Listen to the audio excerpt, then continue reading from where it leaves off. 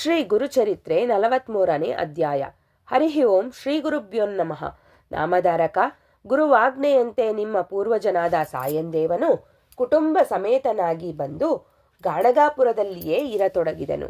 ಗುರುಗಳು ಅವರೆಲ್ಲರನ್ನೂ ತಮ್ಮ ವರದ ಹಸ್ತದಿಂದ ಆಶೀರ್ವದಿಸಿದರು. ಸಾಯಂದೇವನ ಮಗನಾದ ನಾಗನಾಥನನ್ನು ಕೃಪಾದೃಷ್ಟಿಯಿಂದ ನೋಡಿದರು.